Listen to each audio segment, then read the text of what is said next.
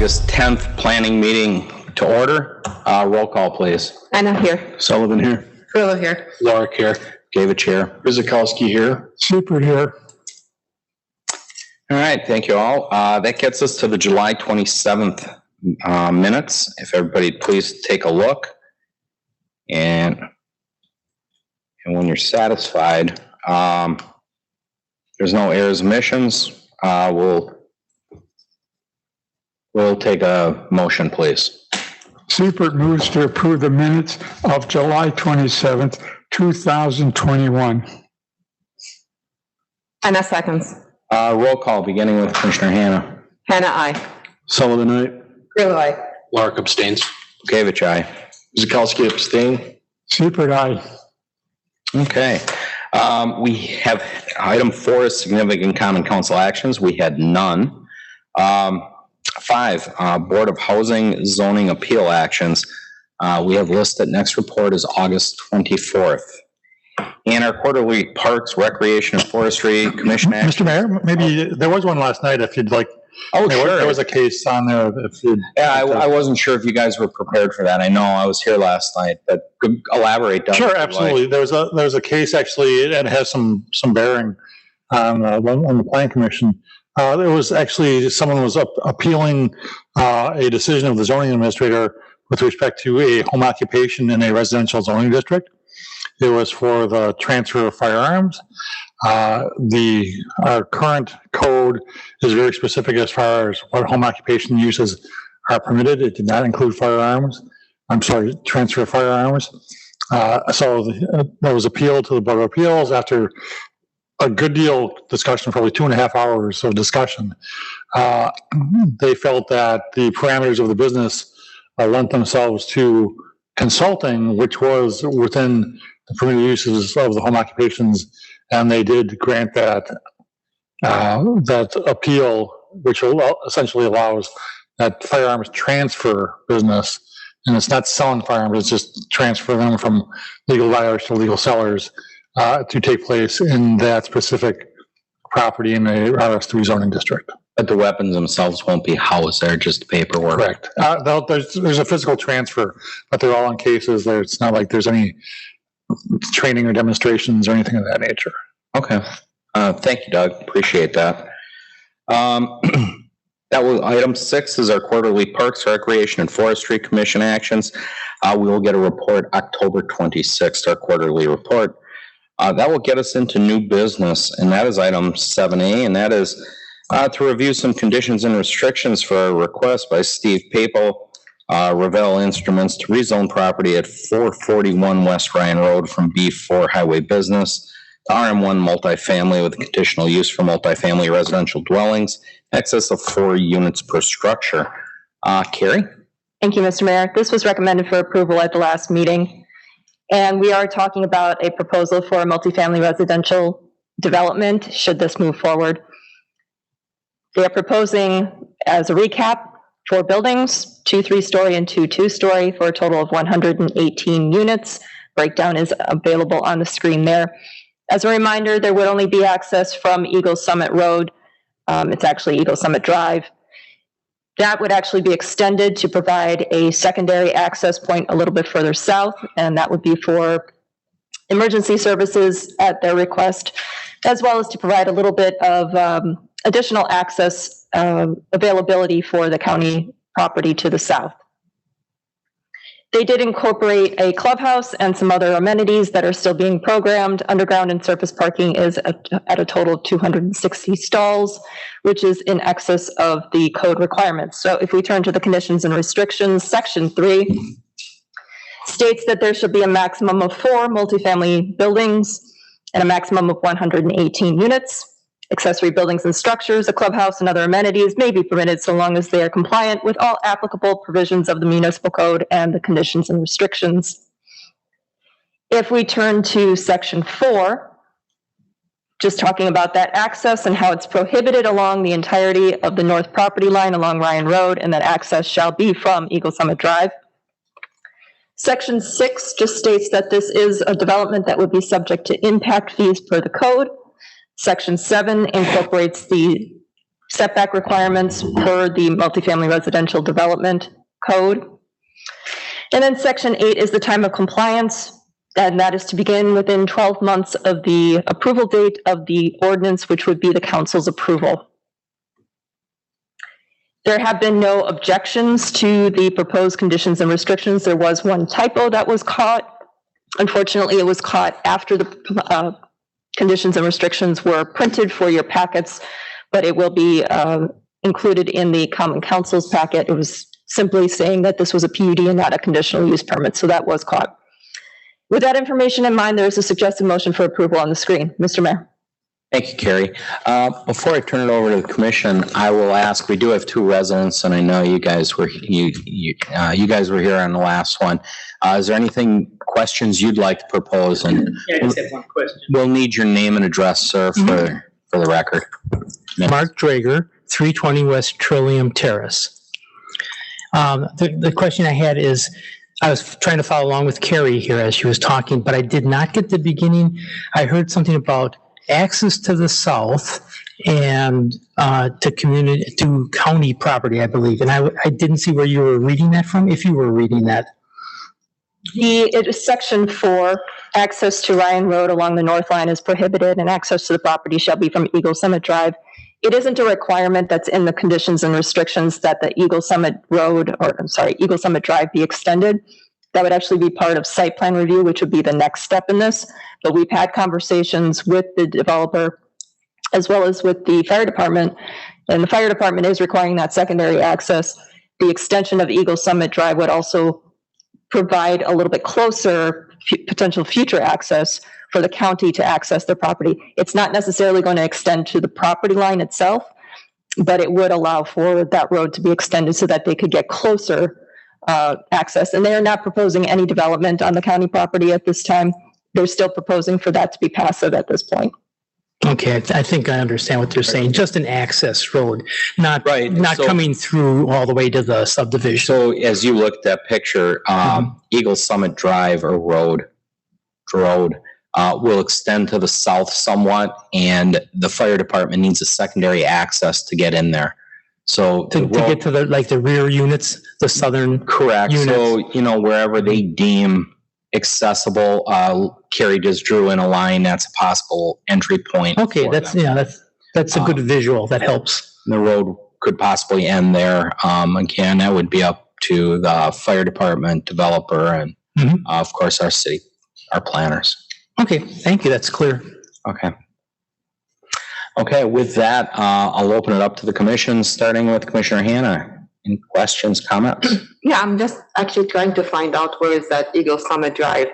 I pulled the map on my phone here, and is it between Oakwood and Ryan, or? No, it actually comes right off Ryan by the police department. Right now, it's just serving the police department as almost like a driveway, a large driveway. Okay. No, I don't have any questions or comments. Thank you. Okay, Matt? I have no questions or comments. Thank you. Dawn? Nothing for me. Greg? No questions. Thank you.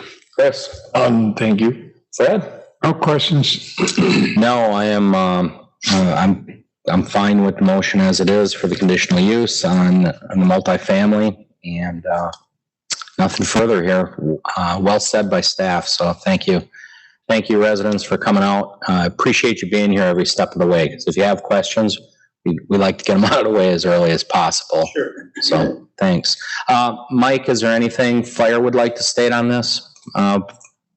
Being our only item, and you came all the way out for us.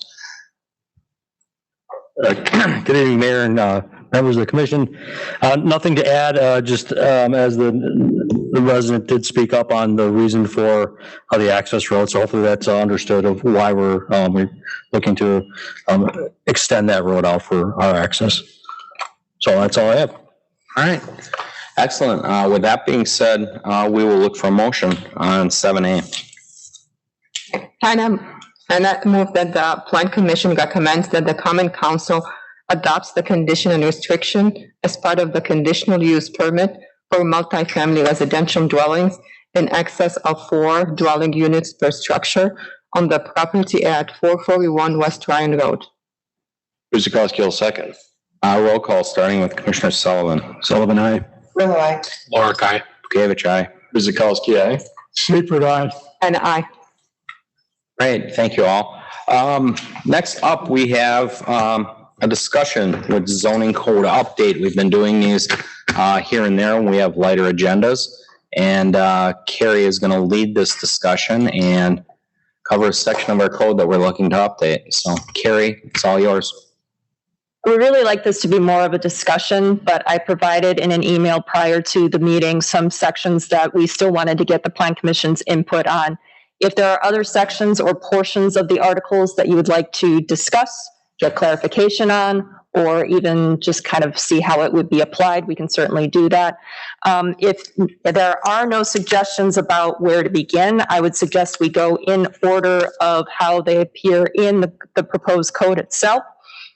So if we turn to page 5 of 42 in Article 4. I'd like to have a discussion that staff actually had late yesterday afternoon and get the Plan Commission's comments on how you would like to address attached garages versus detached garages. The concern that we have is, and maybe it's not necessarily a concern, but more of a question. Our code currently is not very clear about sizes of attached garages. We have very clear guidance on what is allowed for detached accessory structures and buildings based on the size of the house and based on the size of the lot. Is there a concern from the Plan Commission for limiting the size of attached garages to something similar to what we have now, which is like 75% of the dwelling space for detached? Or is the commission fine with just stating that the garage as attached must be subordinate to the house, which means it could be, if for a 2,000 square foot house, 1,999 square feet for a garage? Or do we not say anything? Do we just say that it has to be set back from the front plane of the house so that it still appears to be a subordinate to the house? I'd like to get your input on that. There was some back and forth about how we really should be addressing those. We already have a height limitation that would still apply, but do we also need to have a square footage limitation? Does anybody want to start on? Commissioner Hanna has raised her hand. I have a question. This is for new homes or existing? This would be for new homes, Okay. primarily. Okay. However, if there's an existing home that does not have an attached garage, they could build an attached garage. So it's a little bit different here because of existing different than new. So at least my take on this, for existing, we want to make sure that it's not going to impact the housing next door to it, left or right or behind. Well, it would still have to meet setback requirements for the district. Okay, and drainage requirements and all of that has to be looked at. Regarding the size itself, I know what you just said, but it has to be reasonable. We're not going to build a garage the same size of the house itself. So it has to be limited on the number of residents. I don't want to really go into those details, but it has to be limited. It cannot just be open-ended like this. Well, that's what we're getting the Plan Commission's input on. Do we have a size limitation, and what would that size limitation be? The answer depends on the size of the house. Well, that's what we need the Plan Commission to kind of direct us for. Is there a certain percentage of the house? Is there a maximum square footage? Is it based on kind of like the criteria that we have for detached structures? That's what we'd like to get input on, because right now, as drafted, I was under the impression that we actually had informed HLA that we wanted to have kind of the same limitation on the size of the attached accessory garage as we do for detached. But it's not entirely clear from this, and I don't think it was necessarily in the draft itself, that we have such a limitation. Now, the definition of a garage, either attached or detached, would be subordinate to the primary use of the property, which would be a single-family residence. However, what the code has in terms of language is principal structure. If you have an attached garage, that's still considered part of the principal structure for setbacks for everything else. So we want to make sure that we are not going, as you said, excessively large for these structures, but what is that happy medium? What is the limitation? This is really interesting because in Sunday's paper, there was a section with the parade of homes, and they had different floor plans out. And anyhow, there was a home in there, and I don't remember the exact specifics, but the home probably was in the 2,600 to 2,400 square foot. And it had a 2.5 car attached garage to it. And it was prominently, the garage was in front, like a normal house they build these days. And it was attached. But on the back side, like the side driveway would come around where typically that third single car would be, it sat back a little further, and there was actually another 2-car garage attached on the back side called a car garage for the car enthusiast and what have you. And I thought, oh, wow, really interesting, super cool. You actually had 2 attached 2-car garages on this house. And I want to say these garages were probably in the range of at least 1,000 square foot, maybe. Does that sound about proportional? So there's a couple of considerations. It was a lot of garage. There's a couple of considerations. One, we still have the limitation on the detached accessory buildings and accessory structures. So there's still that cumulative maximum for anything that's detached. The cumulative maximum is based also on the size of the lot, in addition to the size of the house. So that's where we get into this kind of gray area.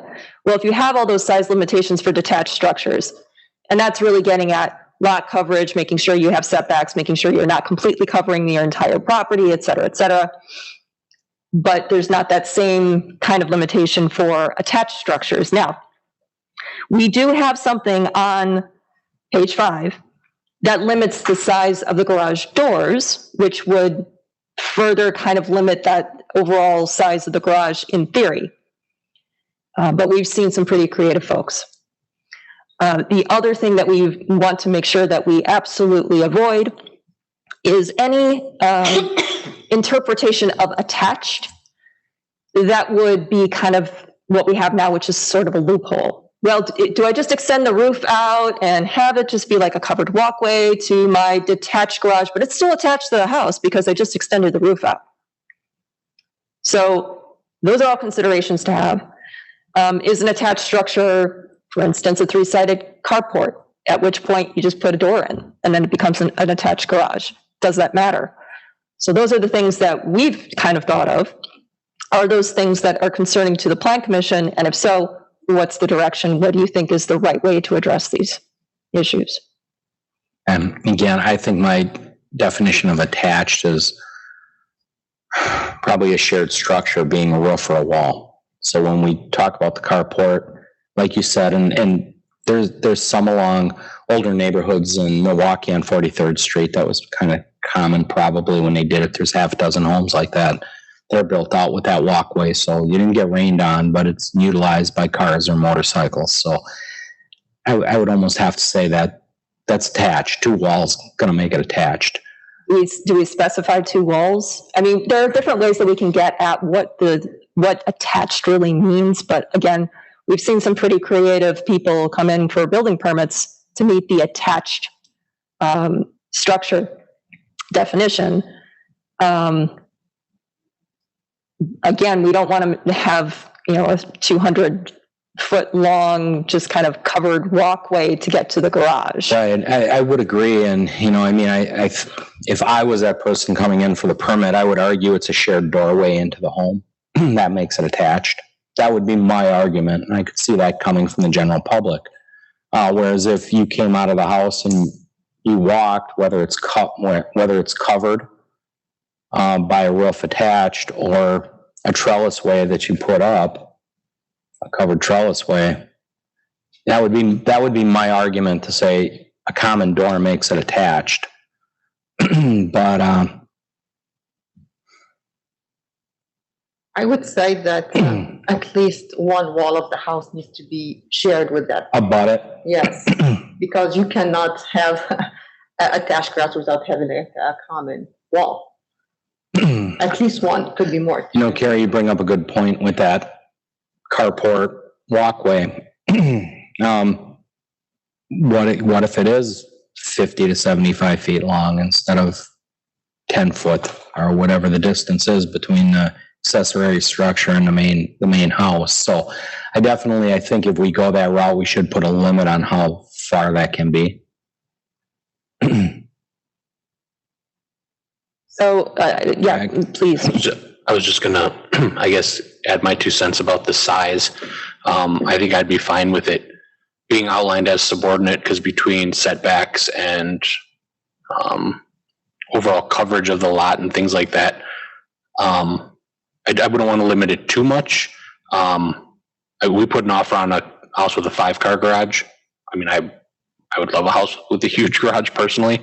I also know that a lot of people nowadays seem to be getting trailers or campers or boats, and larger garages might become more common, and people might be able to store those in a garage versus on the side of the house or wherever else on the property. Outside. So it'd be nice, I guess, for storage wise for people. I don't know square footage enough, 2-car, 4-car garages, but I think outlining at a minimum that it's subordinate to the home. So there's also a consideration that came to my mind when thinking about this too, is if you have an existing home that does not have an attached garage and you want to connect it to what is actually a detached accessory structure, is that also kind of getting around the code, not building that canopy necessarily, but having that connection point to an existing that was a detached structure? Now, the caveat to that is, does that existing detached structure meet all of the other requirements? Let's say it does. What's to prohibit them from making that even larger? Now, the other part that we want to make sure that we are all understanding is that the detached structure and the detached building sections would still apply. So you still have this, let's say you have a 3,000 square foot garage because you have a 3,050 square foot home. Still subordinate to the principal structure, or not the principal structure because it would all be one, but still subordinate to the house. But then you also have 1,200 square feet cumulative potentially for additional buildings, not just structures, because you can have 2, and then you can have detached structures as well. So you're talking about a potential for maybe 4,000, 5,000, 6,000 square feet of storage space on a residential lot. You'd have to have quite a large lot in order to be able to accommodate that. But those are things that we're thinking about too. And I don't know what the answer is.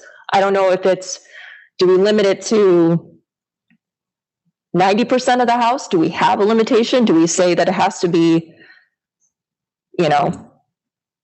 we can say subordinate to the house, but that's a little bit subjective unless we have a very robust definition of what subordinate means. Setback from the front plane of the house, smaller than the house, but again, you could have half an inch, a square foot, that's still subordinate. Is that okay? I understand what you're saying, and we're probably better off going on a percentage, and we definitely want the living space to be larger than the garage. That's kind of the interpretation that we've been going with for our current code. But we've also seen people request larger garages for that very reason. They want to be able to store the larger vehicles, etc. But I believe our current code is a little bit more restrictive when it comes to what is allowed for accessory structures, although in the code update, we're saying you can have 2 accessory buildings that have a cumulative square footage, which is not the case right now. Right now, you have 2 accessory building allowances, and they can each be up to. Everybody, feel free to speak up when you want. You don't have to wait for me to. Yes, please, because I feel like I'm talking a lot. Yeah, so I mean, Just waiting for you. no, and if I gave you that feeling, I'm sorry, this is an open discussion, so don't worry about me. I really think a percentage would be a good way to define it. Because that way, it kind of keeps it in content of the home and what you can put with it. You know, if you start saying you can only have 500 square feet, it may look small for a big house, but for a small house, 500 feet may be kind of too much. So I'm thinking a percentage of that type of storage unit or garage, whatever you want to call it. Well, and let's keep in mind the accessory building section, which is page 21 in Article 4. 2 accessory buildings shall be permitted on a lot. On lots less than or equal to half an acre, the aggregate maximum area of all accessory buildings shall not exceed 1,000 square feet or 75% of the livable area of the principal building, whichever is less. And livable area does not include a finished basement. On lots greater than a half an acre, the aggregate maximum area of all accessory buildings shall not exceed 1,200 square feet or 75% of the livable area of the principal, whichever is less. So again, you can have up to 2 accessory buildings, maximum 1,000 or 1,200 square feet, in addition to what you have as an attached garage. Well, if we laid the 75% on attached garages like we do the accessory buildings. That's one way of doing it, but it would mean that you would not necessarily be able to have, for instance, a 3-car garage. And we do have this section that says, again, that the garage door width can only be a certain size, which would potentially restrict the size of the garage for those larger structures anyway. And do you want to talk about that as well? Because that's just another question that was raised. The code as it's currently written limits the width of the garage doors to 24 feet, which is, two-car garage plus. Standard. And I'm just wondering if it was the intent of the commission that 24 feet is a max. So in essence, you couldn't have a 3-car garage, or if it's just that's the maximum width of the door set in any given, like you have a 2-car garage door 24 feet and a single-car garage door 10 feet. Well, which is typically what they're building now. The subsection right above it does say that the garage doors shall not exceed 45% of the corresponding facade's total width. So it's 2-part in that case. So I would argue that the garage doors themselves could not exceed 24 feet in width, but overall, the total square footage of garage door could not exceed the 45% of the total facade. So there is that further limitation that's been suggested by Houseo Levine and as a compromise here.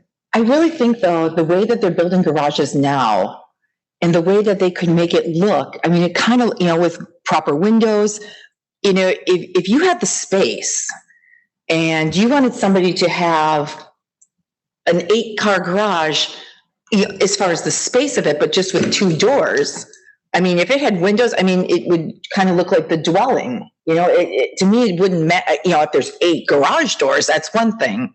But if it's 8 garage doors and windows and it goes maybe back and they have a huge lot, I mean, why are we saying that you're limited? I guess it's the visual to me versus what's going on inside. Well, if it's an attached structure, then we don't really have any say over architecture of single-family residential dwellings, other than to say you have to have time-tested, weather-type materials that you use. We can't say you have to incorporate windows. We can't, we could if you really wanted to, but right now we are not saying you have to have so many of these architectural features on an attached garage. We do not say anything in here about the design having to match the house in some regard. We don't limit the materials, You know, if you want to have vinyl siding on your house, you can have vinyl siding on your house. You can have it on the attached garage so that it all seems to be one principal structure, which is the whole point. But those are other limitations. And we are trying to get at it by saying you have to have it recessed so that it appears that the house is it's the main use of the property. But that's pretty much kind of, and then we get into these ancillary things where it's like, well, you kind of limit it here and here and here, but you don't say overall you're limited of square footage if you have an attachment. You just have to meet the setback requirements, the garage requirements in terms of the width of the doors and those kinds of things. One more question. If I have a ranch home, let's say 2,000, a small ranch home, and I want to put an attached garage on it right now, but I have a tall boat, can I go to a 2-story garage on a single-story house? Okay. In the code rewrite, you have to meet the height of the principal structure. Okay, so that's written in here too. But if you have a 1,000 square foot house and you want to double the square footage and then you want to put on a 2,000 square foot garage that's 2 stories, that would be allowed. But that's just it. You can keep adding onto your house and adding square footage to your house and then adding onto your attached garage if you don't put a limitation on it. And the limits of lot lines and setbacks and all that. Yes, but you could have this very deep garage. I have a question / a comment here. Well, why can't we put a range? Because there is not one size fits all. So there are homes that have bigger lots and smaller house percentage. So, and again, they can phrase it in a way that it doesn't look like the garage size is more than the house itself. Like you just said, it could be like in the back area. So we can have a range if your house square footage fall within that range, then you can allow that range. It's just for us to put, and first I was thinking about the percentage would be a good idea, but then it kind of still is open-ended. Percentage. I mean, the way we kind of get at that with accessory buildings is size of the lot, not necessarily size of the house. We're treating all the houses with the same percentage here, but if you have more land to work with, you know, you would be able to put in a larger building. But you're saying instead of going that route for an attached, you would go with a range based on the size of the house and the lot? Yes. It's just not one, again, it's not one size fits all. So it's going to be an application based on that individual. But it could be a range for, it's both. Range of that house square footage and the acreage of the house. If we do that, then we have to define what the range is. So that would have to be defined by the Plan Commission. Which is, in my opinion, it's okay to do that, but based on existing condition, because we are meeting existing residential areas. We cannot just come up with something brand new that is just going to doesn't fit the community.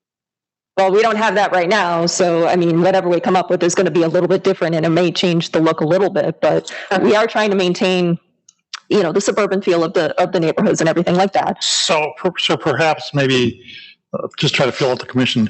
Who thinks, maybe show of hands, that it's okay to have a attached garage that's bigger than the living area of your house? Anyone think that's okay? Did you say attached garage? Attached garage, yeah. House should be the primary structure on the lot. Yep. So you kind of creep it up there. Yeah, you know, it's hard to, because it could be camouflaged so that it didn't look like, you know, a 10-car garage. That may, you know, the way it is now, it's just slightly under, right? It could be just slightly under. There's a house in my neighborhood, and I know people personally, and when they built it, it's a standard width garage, but it's double deep. So his square footage of the garage, I mean, what's a typical garage, 400 square foot maybe? This thing's probably approaching 7. Because it's deep. He could easily get 4 cars in there probably if he tried. When you think it's smaller than the house. Well, and Yes. I think we're also trying to avoid a situation where we end up with somebody who thinks, hey, I've got this really large garage. Wouldn't it be great if I could just rent out the space to people? Or use it for, A home occupation. that may be more than just a home occupation. Right, put an office in the back or. So when you think of it in terms of, like you said, maybe 200 square feet, maybe a little bit more is a typical, use that as a basis for, single car garage, maybe 240. Let's just use 250 just to keep things nice and even, and multiples of that. So a 2-car, 500, 3-car, 750, 4-car, 1,000. I mean, once you get above 4 cars, I mean, that's probably when we're, if you're above 4-car garage, and typically your home size is going to be bigger, right? I would think. I would hope. So I think that it's scalable in that fashion. So I'm a car enthusiast. I've got, I can afford to have or desire to have a 6-car garage. I'm not going to build a 1,200 square foot ranch attached to it, right? Or we shouldn't allow for that to happen. Agreed. I would agree with that. Using a percentage, 75%, with those numbers, 1,000 square foot for a 4-car garage, it's about a 1,300 square foot house. I mean, that's appropriate, I think. And not everybody's going to be doing that, but maybe a car enthusiast would. And that's using 75%.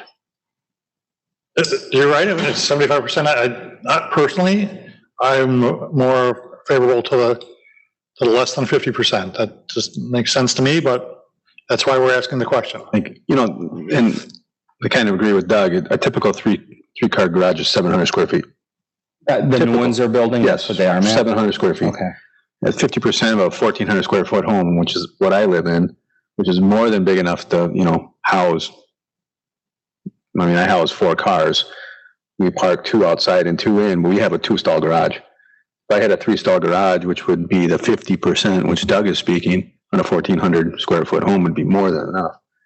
I mean, if you start thinking about the typical homes that we're seeing built now in Oak Creek are well over 2,000 square feet. Yes. So that, I mean, you're starting to talk 4-car garage or more. Just remember, from a philosophical perspective, we're designing a code towards the community. Not there's always going to be a one-off. That's what the Board of Appeals is for. That's what variances are for, and coming into for that. So I mean, that's what I mean. I think if we can get it to a standardized where typically what we would see, I think is acceptable. And then you're always going to have a car enthusiast, but how many car enthusiasts are you going to have in the whole city? Why should we take our zoning code to maximize all this stuff for 1 or 2 people or a handful? I think it should be standardized. I would agree with you, Matt, with that explanation. I mean, I got a similar situation as you. 2 cars in, probably 2 in the driveway. And that's fine. Just keep in mind that if we change it for an attached garage and we make it clear, we would still have to change it for the accessory structure because we allow up to 75%. But that has a maximum threshold of 1,000 square feet cumulative or 1,200 square feet cumulative. So there is that, but somebody's going to come back and say, well, why can I have up to 75% of my house for a detached and not an attached? When we go to the 50% and the typical homes, and Matt kind of spelled it out where they do the 2-car and then the single one, everybody'd be fine with that because that seems to be a standard build these days. Correct? So at 50%, we wouldn't be hurting the builders, so to speak, or anybody that builds a standard home. Like I said, I seen that one where they built a 2-car on the front and then set back behind, probably like off the den, there was a little wraparound drive and there was another 2-car. So, I mean, they, instead of the single on the end, they just set it back prominently so it wasn't in the front. Yeah, that was common on Oakwood Lake when we lived there because we couldn't have accessory. A lot of the garages set a complete storage like area behind. Well, and you'd still be allowed to do that. Again, I mean, if you have an attached garage, you would still be allowed up to 2 with a maximum cumulative for the accessory building. So you could have up to 1,000 square feet of storage building that's not attached to your house. We couldn't because right. of subdivision. Your homeowners association may further limit you, but that's how we right. That's how we got around it because we put extra garage on. These 2 particular garages were both attached. and that might be something that we have to say too, is that, well, no, if you get at a percentage, that's it. Yeah, so what I'm saying is if somebody came with a larger size lot, unless the lot size would permit it, I don't think you definitely probably couldn't get that house on one of our standard lots going in. But it was interesting. It was the first time I saw that, and I thought, oh, that's really cool. Let me Something throw I'll a never further have, wrench. but very cool. Let me throw a further wrench into this.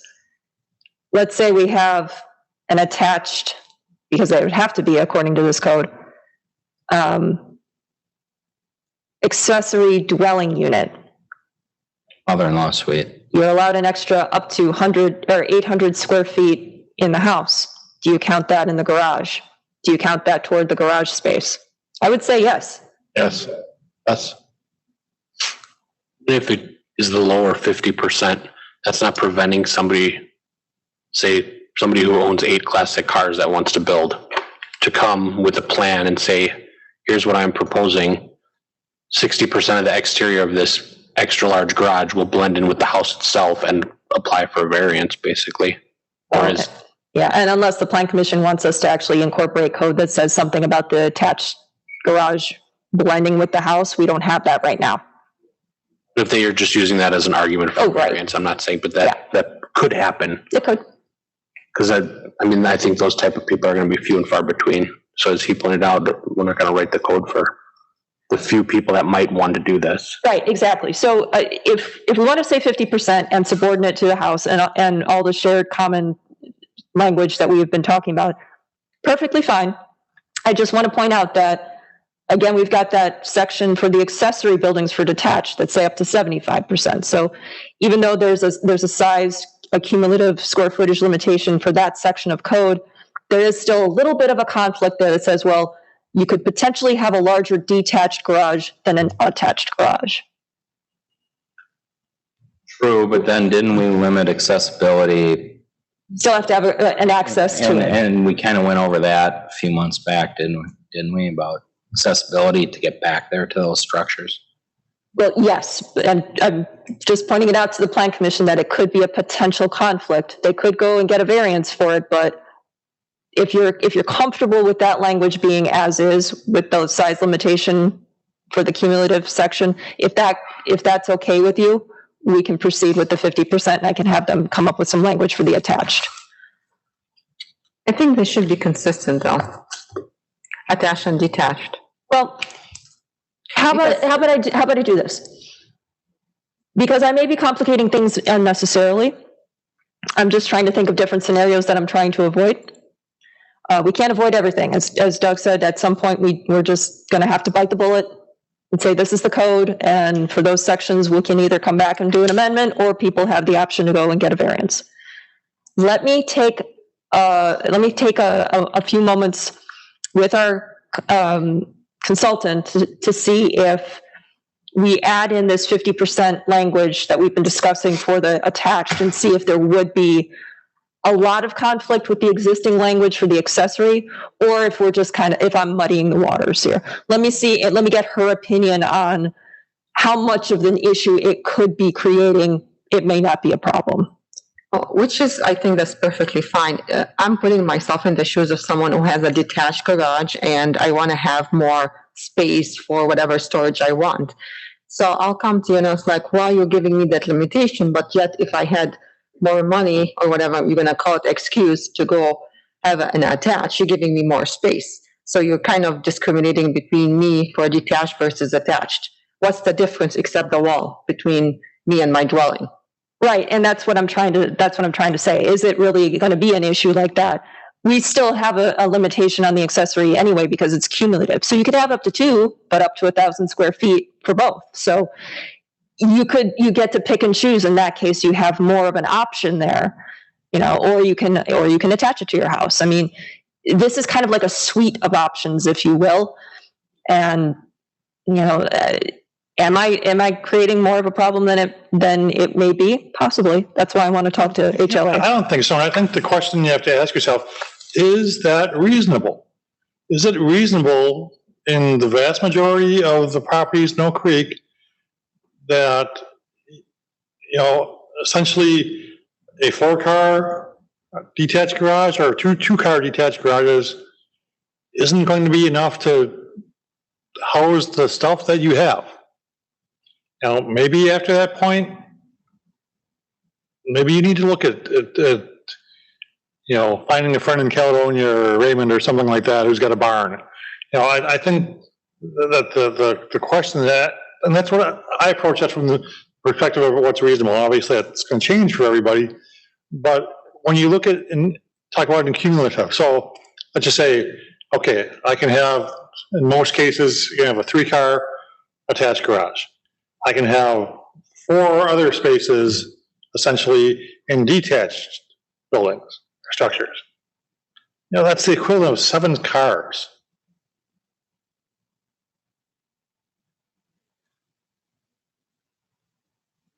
Is that reasonable? I think it's reasonable. I think it's more than reasonable. I think so. Yeah. I mean, most people put up the accessory structure, not so much for cars, but for lawnmowers and recreational things of that nature. Okay, I think we may have, I think so. I think you can go with I think I have some direction here. So we want to make sure that we say 50% for attached, subordinate to the home as part of the principal structure, and that it has to incorporate a shared wall, shared roof, and there has to be a common door to the house. Okay, we'll see what we can come up with there. Thank you very much for talking that through. That was very helpful.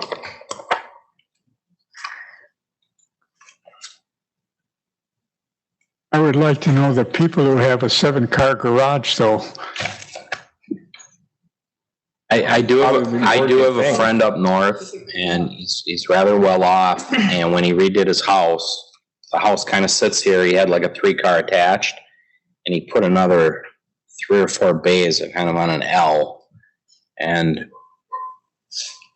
long story short, but the town he lives in, he's a pretty big deal, and no one's gonna say no. So he has it in there. It's very tastefully done. It's in a wooded lot. He probably sits on 2-3 acres. And right now, a detached structure has a size limitation, but an attached structure does not. In Brookfield, I have a friend that just built a house. They had a 2 or 3-car garage attached, but then detached. They have an accessory building, and he has his 2 cars, and he has a lift in there so he can work on the cars. And there's 2 cars in there. So the height, because you had mentioned, depends on whether or not you have a single story or 2-story. So it's interesting dynamics, I guess, with how you get there. And so, interestingly enough, just let me throw this out there. Sorry, I don't mean to prolong the agony here. If you had an attached garage currently, like a 2-car, you decided to put on let's do it this way. Let's say you had the detached. You decided to add a single garage in between, kind of reverse of how they build it. And you abutted it to the house. Okay, now you're attached. And the garage is there and you're in. Above that garage you just added, if you walled that off to be a spare bedroom closet, is that legal above the garage? I'm not sure what the building codes are. There's obviously examples of where people have living space above garages, so I'd say You'd be okay. Yeah. Okay. Well, no, about that from the fire department standpoint, because I heard it before that it's not safe for them to have. Well, there's building codes that as long as they're fire rated walls or floors or what have you. Just curious, because I know a lot of people in older homes, in older neighborhoods, they used to have that space available. Well, and actually that's kind of getting at this too, because if you just add on living space, you can put it over the garage as long as you meet the height limitations that we have built in here and the square footage that we're going to build in. But let's say you want to put an accessory dwelling unit above the garage, which is something that would be allowed here. You'd have to be attached within or above an attached garage. You're still limited to 800 square feet, but you would still be allowed to do that. So right now, we have a situation in our current code that doesn't really address the quote unquote mother-in-law suites. But if it's interior to the house, there's nothing saying that you can't have an extra kitchen, an extra bathroom, an extra bedroom that is still part of the house, but you have a pocket door that separates it from the main part of the house. Just as long as you're not renting it out, that would still be an allowance. All right. And everybody's okay with the height of the attached garage still having to meet the height of the house? Yeah, that looks weird when the garage is really taller. It reminds me of something that I had heard from my uncle, which is, what do you see when that garage is in front and it's bigger than a house? Cars live here, people don't. And I think that's stuck with me a little bit, as interesting as it may be, but it does get you to kind of think about things a little bit differently. And that was in Texas, so I mean, obviously it's all over the place there. So Actually, on Putes Road, there is a big, tall, extremely tall garage, and the house is almost half of the garage because they have a big boat inside. is that the one that's on the top of the hill? Yes. Yeah. Milwaukee, on the southwest side of Milwaukee, there was an existing home, and it had maybe a 2-car garage. Anyways, they built probably the equivalent of a 2-car garage, but they pull an RV in. So they probably have a 17-foot high door, and the building itself sits probably a story above the house itself. I don't think we have a limitation on the size of the door itself. Right now, I think our current code is really restrictive because it limits the size of the walls and the roof pitch. So you've got like multiple limitations for that kind of an accessory structure, and it doesn't really seem to make much sense, especially when you consider that, a 9-foot tall wall, once you get to the roof line, is just, well, what are you trying to store in there? You just have an SUV or a truck that's much taller than that. You can't get it in the garage because you're limited that way. So we took that out of this code update. Yeah, this is very, very odd. So. Hello. Hi. How are you? Good, yourself. Actually, you missed your item and went through. Oh. Sorry. I see you got the Altia shirt on. So. For me, I thought it was at 7 o'clock tonight. No, you went through. There were. Council. Yep. Yeah. Okay. Yeah, we like to change it up on people.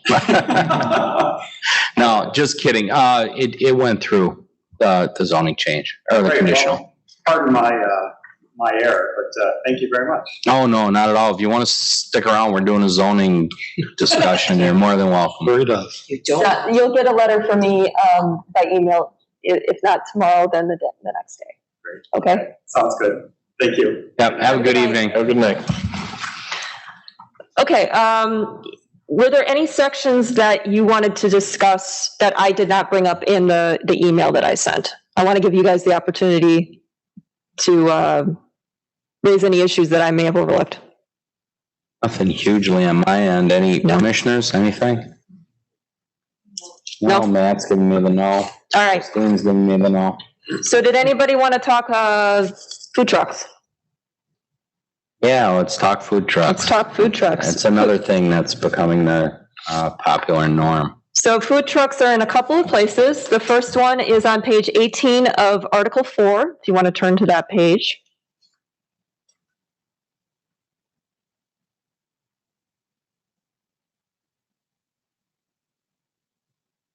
And we are looking at established food truck, like parks, so permanent facilities versus temporary food truck uses. Let me get there. Okay. So under this section, this is talking more about the permanent food truck establishment. So it's limiting the number of trucks that can be there, and it has height clearances and all the restrictions that we had previously discussed. Changed the musts to shalls, just to be clear. But But there were no substantive changes to a permanent food truck establishment that we hadn't discussed. So the only thing that we added here, and there's a little bit of a typo, but in speaking with the inspection department and our health specialist, there is going to be a requirement for food trucks to be inspected, and that has to go through either the county or whatever the state requirements are. And then for the food truck events, the temporary uses, that will require a permit from the inspection department for that very specific reason, as well as an inspection. Now, this is different from city-sponsored special events. So, for instance, if you wanted to have a block party and have a food truck for that block party, that might be treated a little bit differently.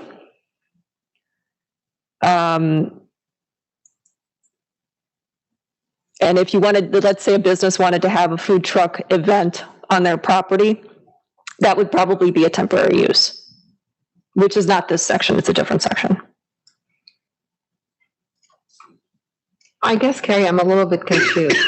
So this is for permanent food trucks, right? This section is. Okay. There's a separate section that talks about food trucks as a temporary use. Which is fine, like the one that happened at the Drexel Town Square, and like you said, block parties, people bring those trucks for environment and family members.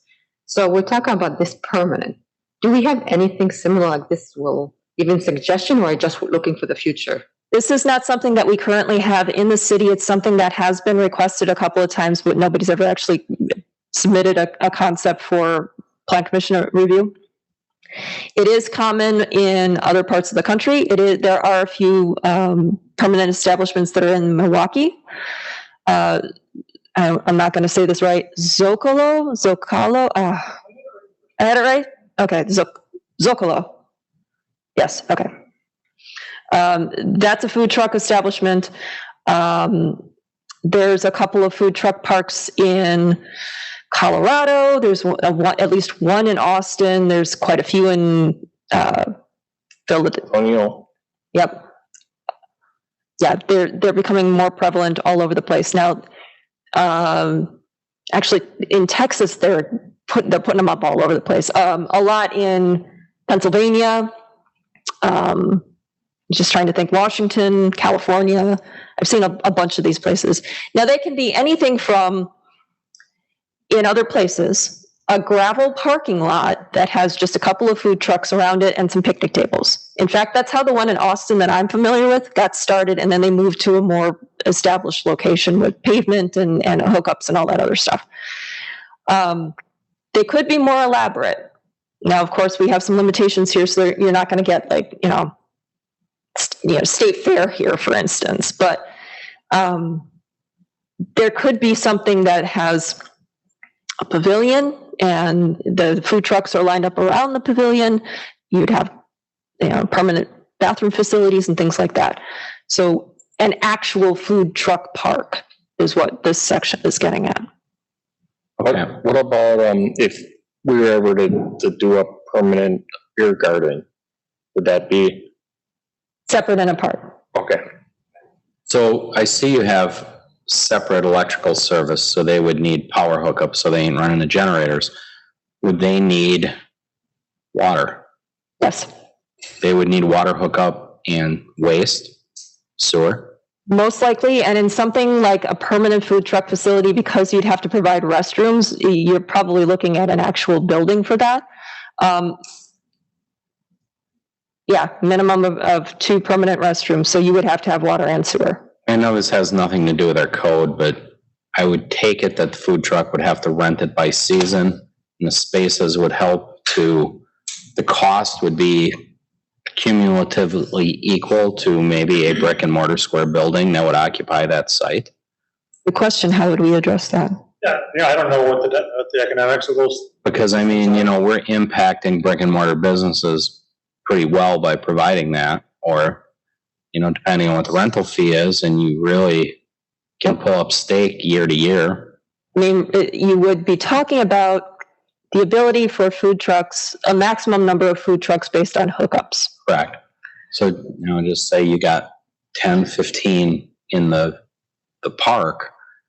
And again, this isn't part of our code, but if that's the equivalent of a 1,200 square foot restaurant or a 1,500 square foot restaurant, whatever it might be, 2,000,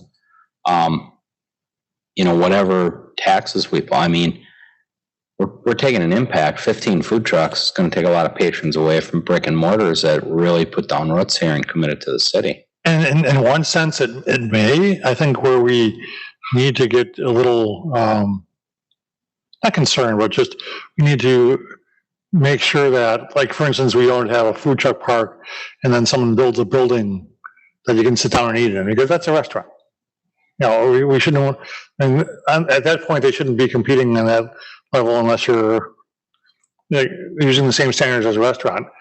And I think that with the exception of some of these more established restaurants that use it as kind of like their mobile event type, like your Cousins and your other restaurants like that just kind of go to these different locations. A lot of the food trucks, based on my anecdotal experience, and that don't take it for anything other than that, are startups. They don't have any other brick and mortar. So it would be an opportunity for them to, instead of parking in a parking stall on a street in Milwaukee, have an actual place for them to just go and set up. Whether that's by weekend, by month, by lease, however they want to do it, this would just allow them an opportunity to set up in a location that it doesn't matter which food truck it is. You can just go there because it's already allowed. And someone's still making that brick and mortar investment in the food truck park. Now, one thing, did we talk about food halls at all? Yeah, this isn't like the city would actually put it in. I don't think we have necessarily a food hall. Right, I just want to make that differentiation. Certainly there's places, again, happening more and more commonly in Milwaukee and elsewhere, where you've got these food halls where, you can have a very fluid tenant mix, and yeah, I know. But there's still that brick and mortar investment. I get it. It's just, everybody clamors for the food trucks and go, they're great. And then we have the grapefruit guy come in and we want to run him out of town because we're taking away from the produce at whether it's farmer's market or Myers or whoever. Then we're like, well, it's transient business. The guy, what's he doing here? Parking a truck and selling his product. Well, in theory, so is the food truck guy. Yet we love them. And in no theory, offense to the food truck people, but in theory, as long as they're not having a semi truck parked where it can't go, they could go to the food truck park. This may just be kind of I don't think it's going to stop all restaurants from opening, but more of a shift in the market. When Aqua, the salon, closed, they stated they can't compete with the new business model of salons now renting out individual chairs versus an established salon. So, that shows, I guess, a shift in their business model. And maybe this is the start of a shift in restaurants' business model. I'm going to really complicate things, so just ignore this next statement. But now you're seeing mobile salons. Oh, you are. Pandemic-wise, and I go by one, a trailer. Basically, they tow a trailer. And they step into a 14-foot trailer. We're not going to go there. No, but you're right. We're seeing different things, and actually, that was a large discussion yesterday in neighborhood bar entertainment venues and outside dining. Seeing much more appetite for outside dining. That's actually a great, and I don't mean to derail this, but at some point, we like to just kind of bring to light the internal discussions that we've had as to, at what point, outdoor dining spaces that may have some, capability for some music. At what point do those turn into outdoor event venues? I.e. the things we've been dealing with at Jim Dandy's, and now we're starting to see it sidetracked because, obviously, there's a threshold at which, an acoustic guy playing an acoustic guitar on the patio that's been, approved by the Planning Commission and constructed in accordance with that site plan is a lot different than someone, putting up a tent on their gravel parking lot, and having bands there every weekend. That's what we're grappling with. And actually, Doug, that was next on the list, so you're not. And I don't know if I missed it, but in Milwaukee, things like this seem to be Street parking is pretty common in Milwaukee. Is there any requirement for a parking lot, depending on where something like this would be put in? Well, and that's kind of what we've been going back and forth about, because if it's a permanent outdoor activity, then you've got conditional use permit restrictions that you can put in, and you can say you have to have all this parking and things like that. But for a temporary use basis, does the Plan Commission say that even on a temporary basis, let's say it's 1 or 2 times a year, maybe it goes to the Plan Commission, maybe it goes just to the zoning administrator, is one of the requirements that you have to have additional parking to sustain that event? For the park, I would say yes. But let's just say you have a coffee shop. Coffee shop has an acoustic guitarist come in for a specific event, or maybe it's, once a week. Do you then say you have to have additional parking to accommodate that? Or do you say you have to prove somehow that your current parking meets the requirements of what you're anticipating your crowd to be? That's something that we were kind of going back and forth on too. I wasn't taking into account the entertainment. I was just taking the food truck part by itself, saying, oh yeah, if people are coming, they got to park somewhere. We can't have them all up and down 13th Street. The food truck park has that addressed. It's when we get into, and we've talked about it before, whenever somebody wants to add an outdoor dining area or patio, do they have sufficient parking right now? Do we count the outdoor space square footage in the overall parking count? We haven't. But most of the time when people have asked for those outdoor dining areas, they have an abundance of parking anyway, so it's not been a problem. But we kind of had, what was it, like a 45-minute conversation where we were going round and around going, I don't know, well, maybe about this, about, okay, so you have an outdoor dining space, you have an outdoor event space. Is it temporary? Is it permanent? How many do you allow per year before it turns into a conditional use situation? Are we talking about a maximum square footage? How many extra parking stalls are appropriate? I mean, literally, these are things that we were just throwing out. Yeah, and I get your drift. So, and I'll just throw a couple examples out that was used yesterday. So, Valentine has an acoustical guitar guy, and he's strumming along. I don't think additional parking is needed for a venue like that. Or if Bel Air had a mariachi band walking around, playing, I don't think so. If you're going to have a full-out band that's going to play a set of hours and has equipment, amplifiers, the whole deal, the whole band setup, yeah, I think parking has to be taken into account. Well, to some degree. I mean, you can still utilize streets, but at some point in time, I think you got to start looking at what they're taking away from parking. Well, and I think that's a great point. When you bring up Bel Air, they actually designed their outdoor space to accommodate a quote unquote stage that they never use. But a walking mariachi band occasionally, just going table to table, that's a little bit different than having some, advertising for, hey, this band or this artist or whomever is coming for an event at the restaurant or at the venue or whatever you want to talk about. And I will say, you can even have an amplifier with an acoustic guitar. You can. Or they can hook up to a PA system that is already established at the event venue. For instance, Valentine has speakers that are outside. I don't know if they have the system that allows for people to plug in that way, but they do have exterior speakers. Do we require that you have a designated space and get a conditional use permit for something like that? And at what point does it go from temporary to conditional? We're really splitting hairs there. Yep. So these are things that we were grappling with as well. So I'd like the Plan Commission to think about that. Think really, really hard about that, because we do need direction. Where we really have the issues, and again, I don't think it's the acoustical guy, even if it's amplified a little bit. I think when it's all-out 5-piece band with the light show, the sound guy, the whole shooting match. And I'm not sure that we really have the way of getting at that other than saying if you're interior or exterior. Interior, not so much a problem, because you still have to accommodate the space in the restaurant or the venue that you normally would. So theoretically, you would still have sufficient parking, and you would still have to abide by all the noise ordinances and things like that, but it's a little bit different because you're all enclosed. But if you're outside, how do you say that, well, the guy with the acoustic guitar doesn't have to do anything, but the guy who has, he's a one-man band, but he has an amplifier, well, that's not allowed. Well, I have a comment here. Why can't it be designed based on maximum occupancy? We could.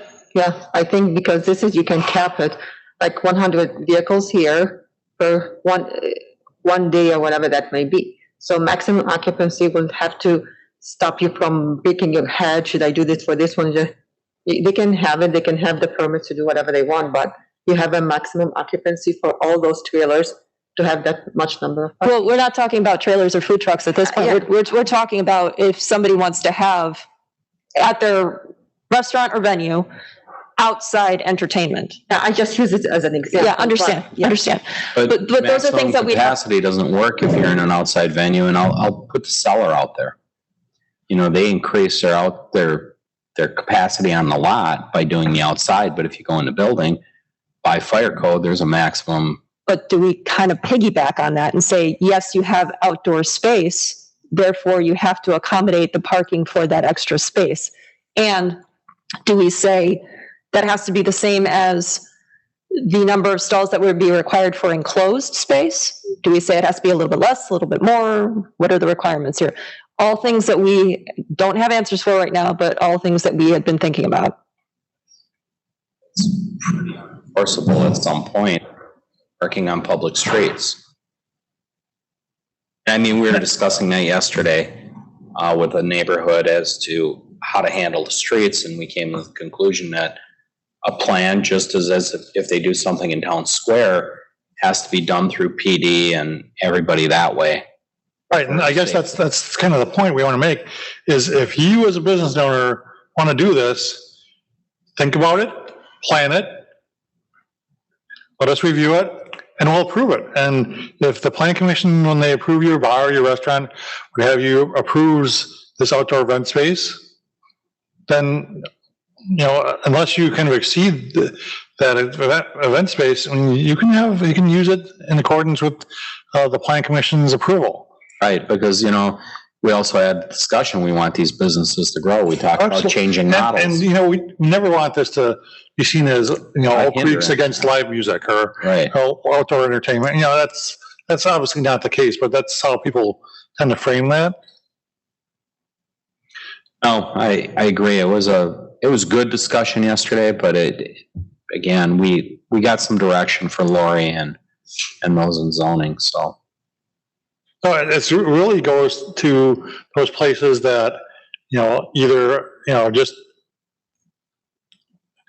decide to throw up something in their parking lot, or, in some cases,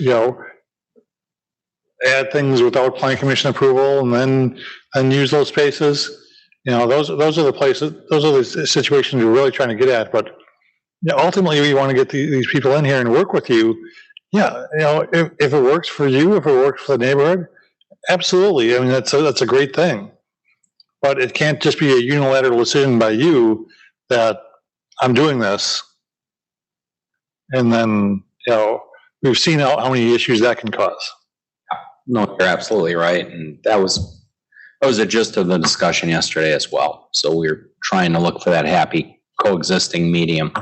So if you look at the sections for the outdoor activity spaces that are permanent and outdoor dining spaces that are permanent, I think the dining space is probably something that we're probably pretty good with, but let me know if you see something that doesn't make any sense there.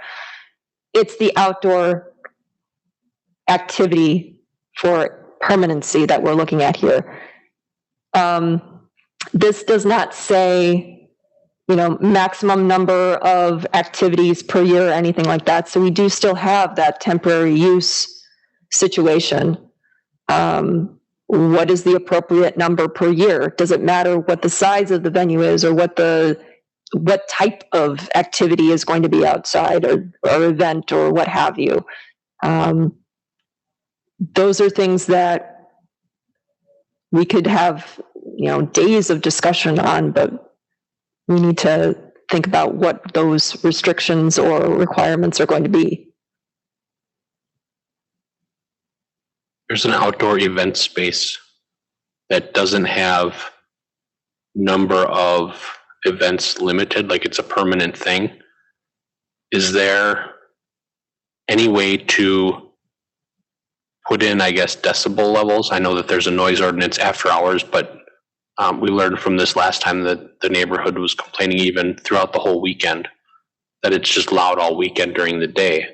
The problem with having a decibel requirement is it requires somebody to be out there taking the reading all the time. So the noise ordinance comes into effect to try and limit based on what is a reasonable time that people are intending or should have some peace and quiet. They still would have to abide by that noise ordinance for this outdoor activity section. But it's really difficult to enforce a decibel level. We don't have a real good, I don't think we have the equipment for that, but again, it requires staff to be at the event taking the meters, taking the readings and saying, no, I'm sorry, you're exceeding this, you have to turn down the amplifier or what have you. That's hard, I guess, because an outdoor seating area at a restaurant that's doing an acoustic guitar set every single day, the neighbors probably aren't complaining because they don't hear it much.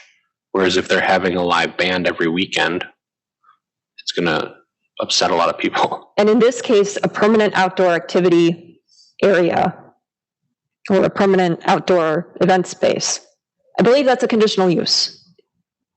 It would have to be. It's just those temporary events that we have to be concerned about now, because I don't think that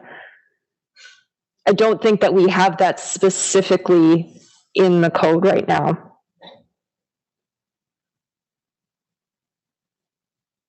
So think about it. We're definitely going to come back to it because we need to do something. Okay?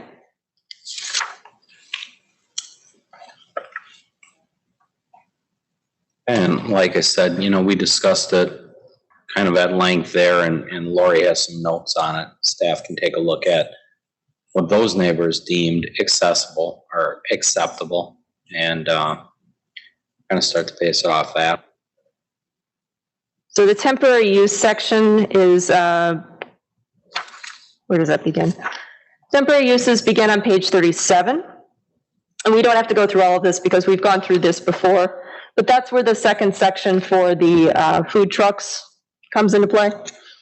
I don't think that there were any concerns or changes other than to say that, they still have to get that, actually, I'm not sure it made it into this section either, but they have to get their permit from the inspection department, that their inspection per the county and per the statute. Anything else in here is probably just cleaning up the language a little bit. Oh, here it is, section 14 that was added to say that they have to have that license and an inspection. They're not going to be allowed to locate within 300 feet from the front door of any restaurant unless written permission from the restaurant owner or operator is provided. So that's trying to get at that cannibalism of the business there. 3 or 5? I thought I read 5 somewhere. 3.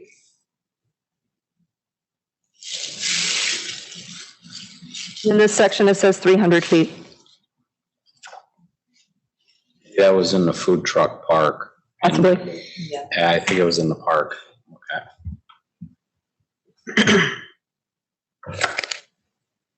Okay. Okay. Buddy? Anybody have any questions or concerns with driveways? Everybody understand that if they build a detached garage, they still have to provide access to it? We talked about that before. We also talked about, it's a 24-foot wide driveway. That's it. And you can have a flare under very prescribed circumstances, but you're not going to get now, and maybe it's an exaggeration, but, taking someone who's got a three-car garage in front and is extending that all the way down to the driveway approach. I have this exact situation. My driveway is limited, but then it flares to the three-car garage, so that's typical.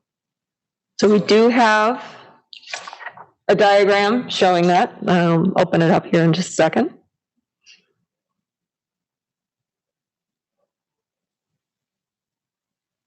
That's probably going to affect a fair amount of people. It actually would. You know, in my neighborhood, I know there's one garage that was built. It's nicely done.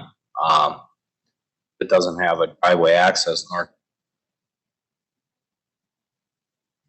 It's for grass mowing equipment, things like that.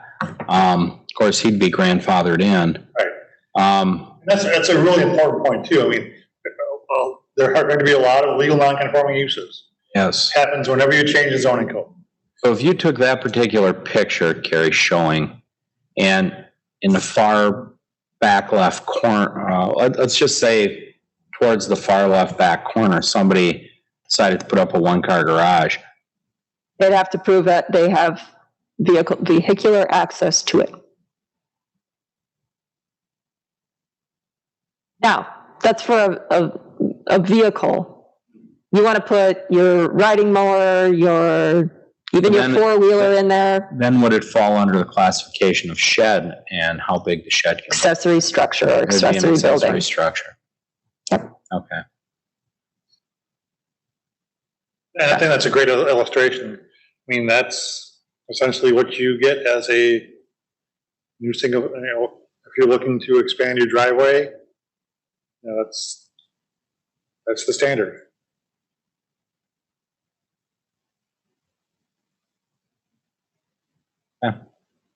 I don't want to go back to that driveway percentage of the house.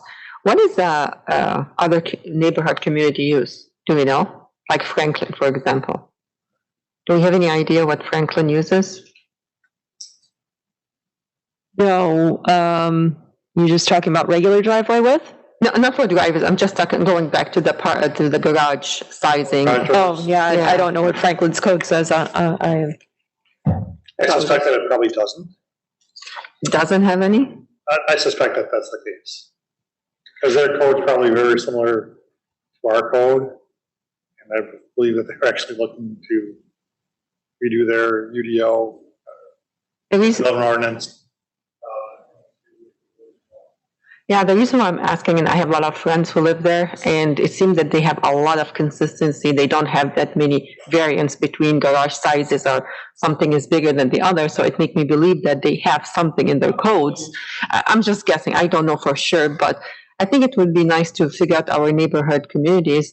What do they do? So it would be nice to be conforming with them.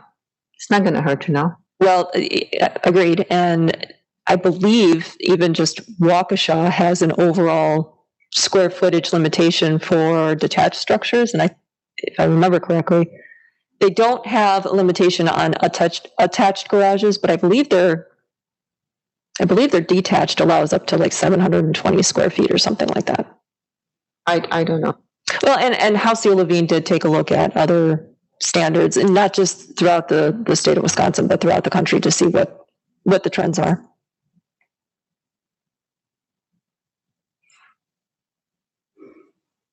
Okay. Anybody want to talk about fences? Oh, no? Okay. I don't blame you. Fences are difficult. That was a long one, but where are we at with it, as long as you're there? Get to that section.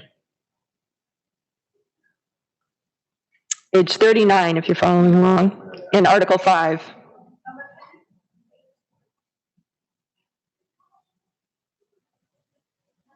Okay. So we've got single-family fence standards here. Minimum opacity of 50% was added in here. Permitted fence materials in front yards and or exterior side yards shall only be materials which are designed and intended for use in fenced installations and shall be limited to vegetation, wood composite, aluminum, vinyl or PVC, wrought iron, and as approved by the Plan Commission. I have a question, and forgive my ignorance on this. What's the difference between an aluminum fence and a chain link fence? Aluminum is panel. Chain links now. It's just I don't know. the abstract, I'm trying to abstract. figure out what an aluminum fence looks like. I would agree with Carrie, it's probably panels, but I think so. Privacy fence. White, you see like white vinyl fences, but made out of aluminum. seem like it would hold up well as easily as it dents. But I don't, to tell you the truth, that's a good question, but I wouldn't think that chain link is made of aluminum. It's The same reason, yeah. pretty tough to cut through, yeah. I don't know if you can see. This is what aluminum fence look like. So it's like panels. Yeah, horizontal. Yes, that you can add them to your fence, I should say. So chain link fence is more like wired, braided together.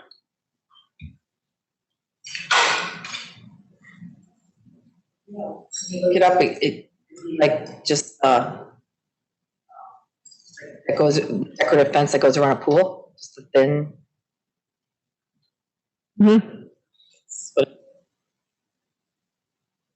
Mainly from what I've seen so far, the aluminum fence that goes around like storage places, like if you have a storage company or It would, something, they but put if them it's around those areas. cemented into ground, it's grounded. So if it has posts, technically it's grounded to earth. Greg was talking about electric, where is it? Says any material that conducts electricity, Would not be allowed. wrought iron. They're talking about electric fences. Oh, okay. And I don't think they're talking about your dog fences, your invisible fences, what I'm An thinking of. actual electric. But an actual electrified fence.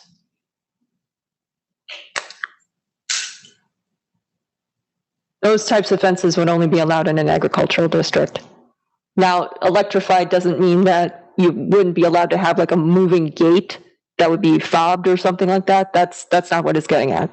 So as approved by the plan commission, would okay stone, brick, masonry if somebody. As approved by the plan commission, yep. Okay. If it doesn't meet any of these, then they could go to the plan commission and ask for permission. Out of garden.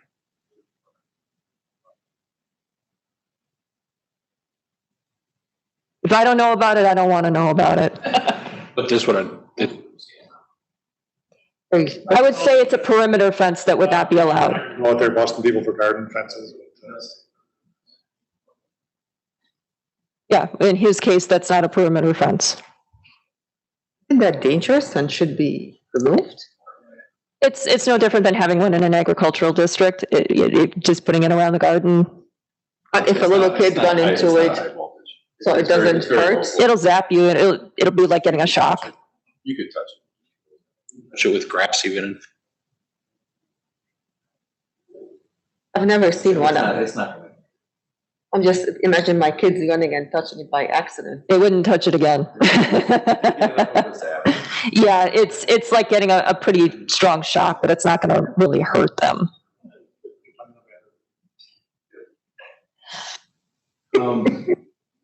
Chain link fences can be made of aluminum, by the way. Well, I just looked it up. They're typically made of metal, just a galvanized steel, but they can be made of aluminum. So I don't know if you want to clarify that chain link's not allowed. But we should look into that a little bit more. It is elsewhere.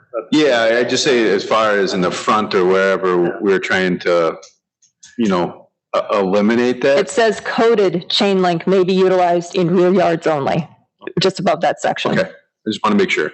Yeah. So we're not gonna allow uncoated chain link fence. So just a pure aluminum fence would have to meet that other kind of material.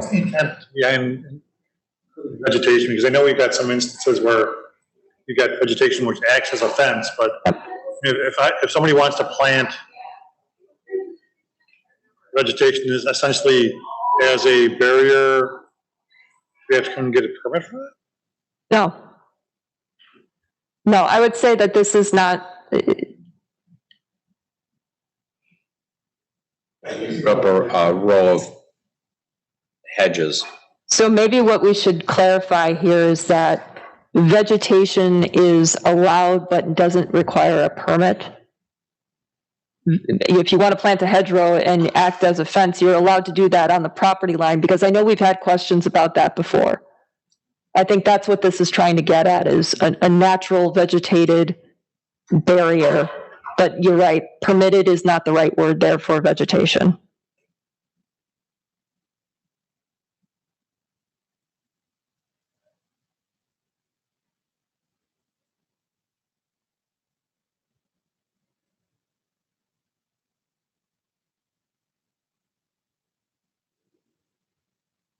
At it, but they're not. If it hangs over your property line, the part that hangs over your property line is technically yours. I mean, we don't have a setback for a fence. Maybe we. No. It doesn't, but I mean, if we allow fences, permanent fence structures on the property line, and that panel falls over onto the landowner's property, they're gonna pick it up and move it, right? You're not gonna call well, some people might call your neighbor and say, hey, pick up your fence that fell over on my property. But at the same token, we don't require a setback for a fence. We don't require a setback for vegetation. So, I mean, you plant a tree that's 5-10 feet from your property line, and then the canopy expands over 20 years. Oh, I actually have a comment about this. Setback is very important, especially if someone has a property on an intersection, about the intersection, because they could put high fencing or whatever that may be, or even like trees or shrubs. If they obstruct the site angle of that intersection, it can become very dangerous. We have something that addresses street-facing side yards. Yeah, but where does it say that? So fences permitted in the street-facing side yards of corner lots, so those that are on streets, they can't exceed 4 feet. They can't extend into the vision clearance triangle. Fences in the street-facing side yards of corner lots shall not exceed a height of 6 feet if located a minimum of 10 feet from the property line. So they've got pretty restrictive things that they have to deal with here if they're on a corner lot. For controlled intersection or uncontrolled or both? It doesn't say, it just says corner lot. Okay, so, sure, how about enforcement? Is there any enforcement for that? Well, they'd have to get a permit. So, because I'm saying that because I have one neighbor in mind that doesn't have a permit, he has very tall trees, and it's on a corner lot. I mean, we don't regulate trees right now, but if it were a fence that didn't get a permit, yeah. I guess what I'm trying to say is, and this is maybe in general, I don't want to sound negative, but we can sit here and do whatever rules we want, but if it's not enforced. What has happened in the past historically?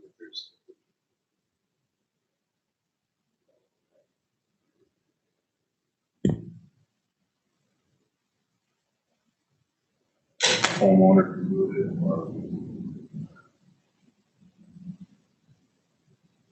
we've done that. Oh, you have to wait for the call though. Oh, I'm sorry. Yeah, I'm not gonna argue too much, what I'm just saying is you're gonna have to wait for the call, if Yeah. someone calls. Yeah, we don't actively go out and look for those. Yeah, I understand.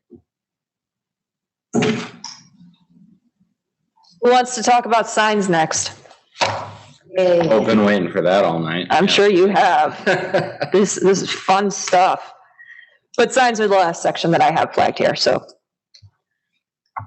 I think Don probably was not happy with having a.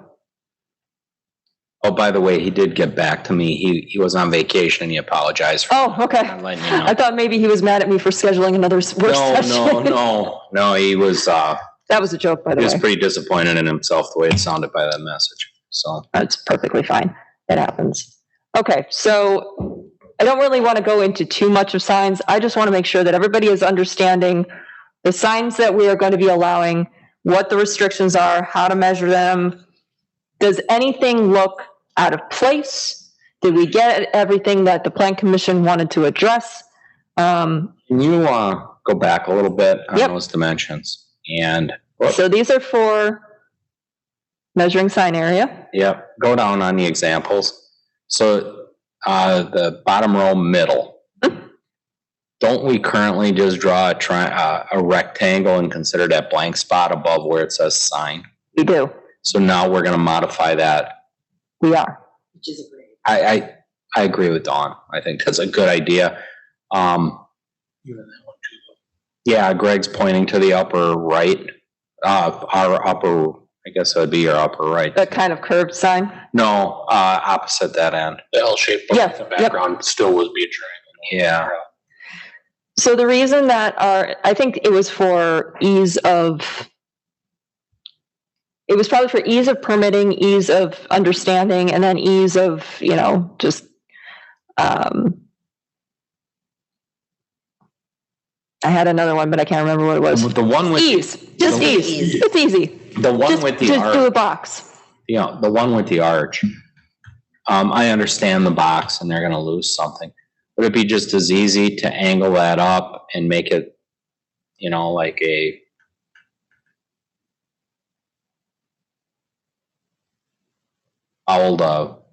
diagonal line up on each corner and a short little flat top?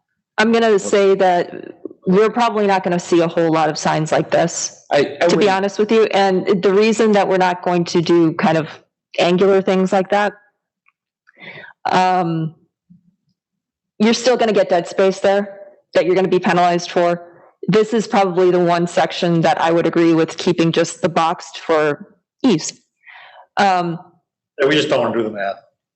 It's not only that, it's that we don't always get the correct dimensions. We have seen more sign plans come in that measure this way. More companies measure signs in the way that we're showing than the way that we have. So we've had lots of arguments with people about, well, no, you take this and you take that. This is saying you're not taking the elements separately except for in the bottom section. So if you've got a logo and you have channel letters, that's still going to be in a box somehow. And I mean, this is a wild example, probably a one-off, but if some square. So they're probably only gonna get 30% of their sign space. I would say in that case, the triangle is actually probably just the logo, in which case you would have the channel letters to go with it, so you'd still have a box. And I realize that, so that's my answer for right now. The two on the bottom, the left and right on the bottom row, is there it's probably minimal, but is there a measurement between, like how the last one, it's two separate rectangles. Could that argument be made for the first one and exclude some of that space between dot and sign? I think we're just making things too complicated.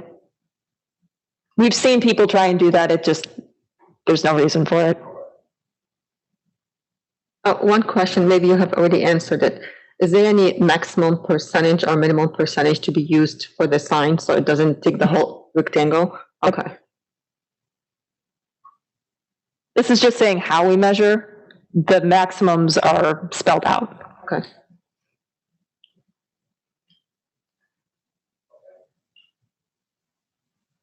So we've got permitted sign types here. We still count, like on a doorway, hours of operation, or what else do they put on a glass?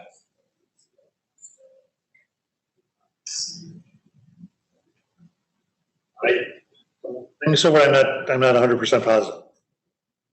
We have not been, You know what I'm saying? yeah, I know exactly what you're saying. I don't think we're worried too much about hours of operation. If they have the entirety of a glass door kind of proposed to have vinyl lettering and things on it, then we're probably going to say no more than 25% of that can be covered. But typically that's not what anybody's concerned about. It's more the windows themselves. I thought when signs came in and everything.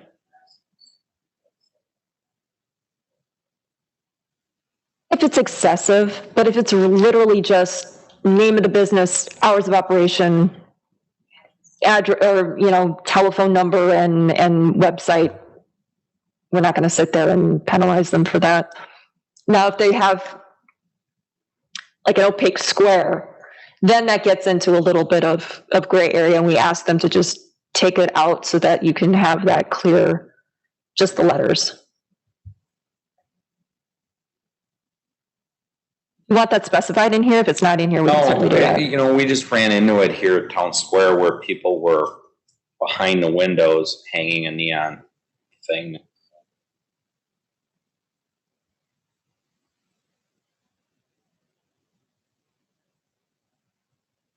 I think the neon is a little bit different than the vinyl on the door, though.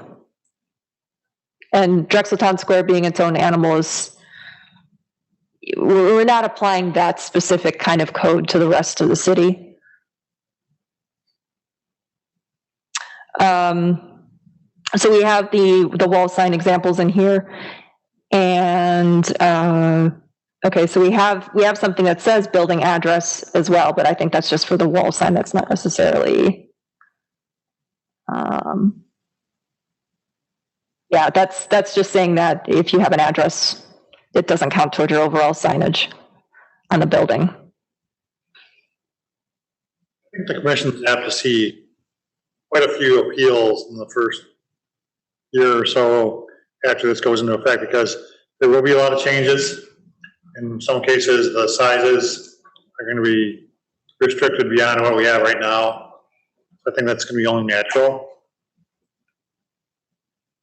Restricted down, you mean? In some cases. So if an existing business forward sign, the jizz. Mr. Mayor, you're not on mic. Oh, I'm sorry. If an existing business were to come through and say, "Oh, we got to replace our sign. No, it's damaged or it's just seen its day," are they grandfathered in at the size they have, or are they forced to go down? Yeah, typically, unless you come back and just the sign's destroyed, or you're just totally proposing a completely different sign, at least the way we interpret it is if you're not making it any more non-conforming. Okay. As long as it ain't getting worse. Right. Or bigger. Sort of what and certainly if you're replacing it within the same cabinet or within the same structure.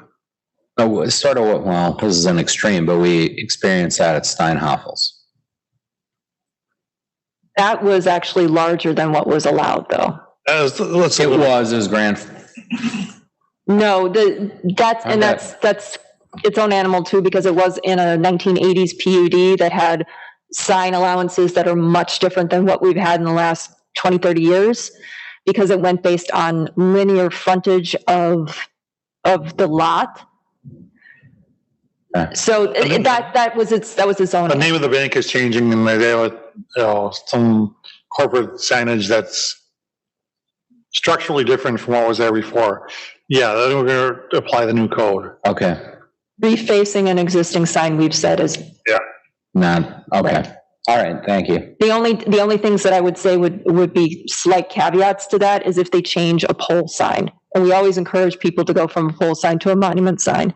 But if they're simply, literally just refacing it, there's not a whole lot we can do. Okay. So one thing that I did notice in the awning and canopy sign section is that we don't actually say specifically for freestanding canopies. So for instance, like your fuel centers and things like that. I'm going to get some clarification language written into the sign section for those specific instances so that we're not applying those canopy and awning requirements and limitations to inappropriate uses. Yeah, good point, because that's, although the canopy is, can refer to the fuel station canopy or can refer to the cloth canopy over your window. So it's very different situations. Okay.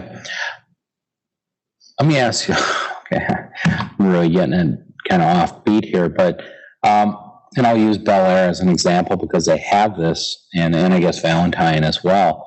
They have outdoor seating with tables and umbrellas. Can they put their logos on the umbrellas? We're not going to regulate umbrellas. All right. Enough said on that. Thank you. I will not regulate umbrellas.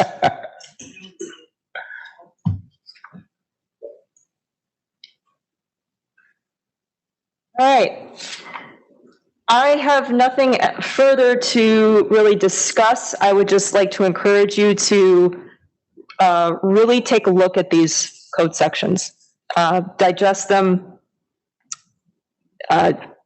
If you want to do a tabletop exercise and see how they would apply to something that we've already reviewed and approved, let me know. We can certainly set up a workshop for that. But we do need to have some, we need to have some level of comfort with what we're proposing here. So please do take a look, flag things. If things are not clear, let me know. If you have suggestions, things that you think we missed, we do always have the opportunity to review it and do it later. We want to try and get as much as we possibly can and make sure that this is user-friendly, clear. Because we do want to get this adopted before the end of the year, and preferably before Thanksgiving. And keep in mind, we're not doing and I think Doug and Carrie pointed this out pretty well.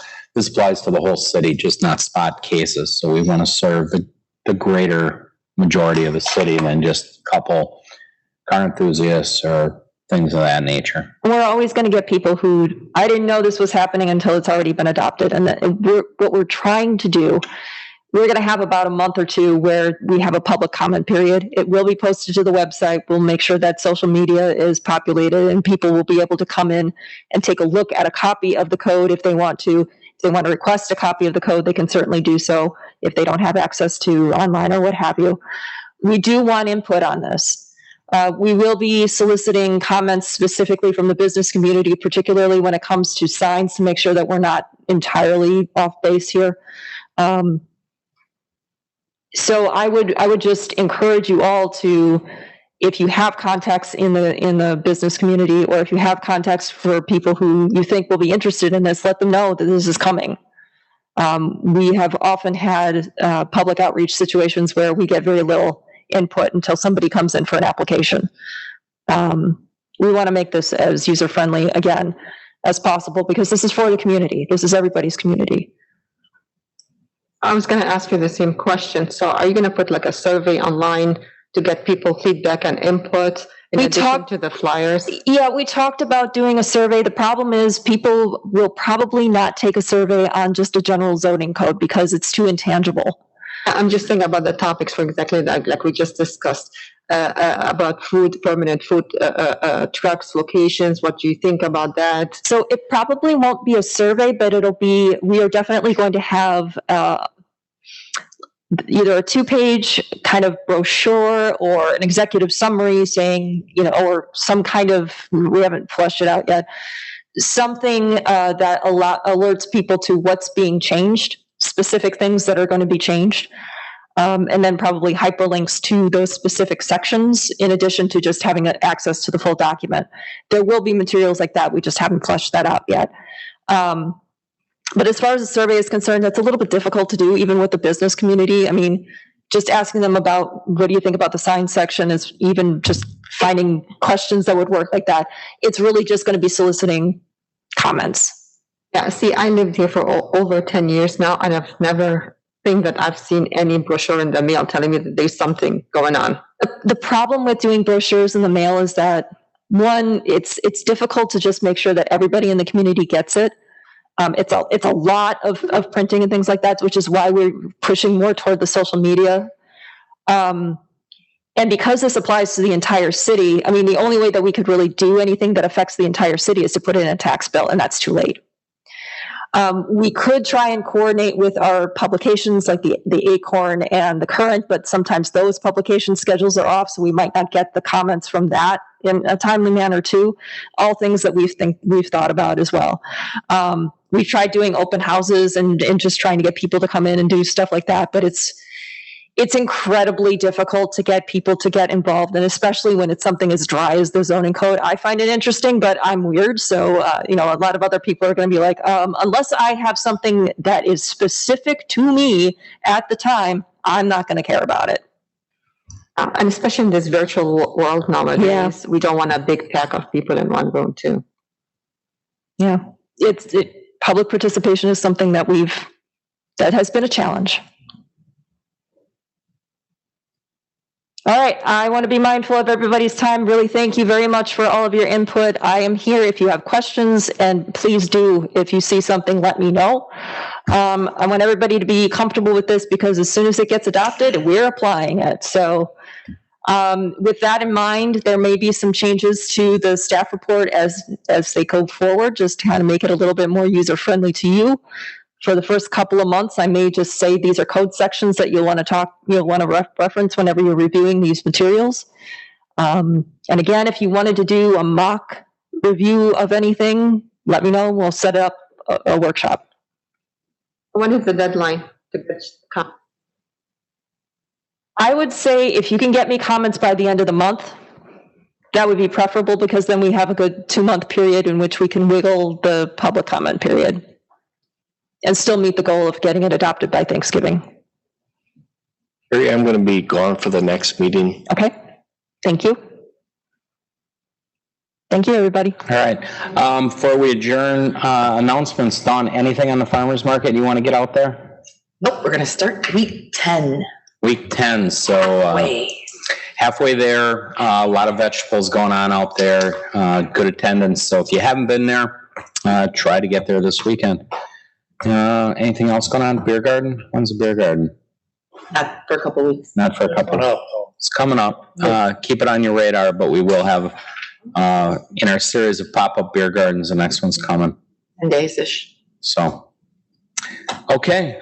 With that, we'll look for a motion to adjourn. Grillo moves to adjourn at 7:53. Separate seconds. Okay.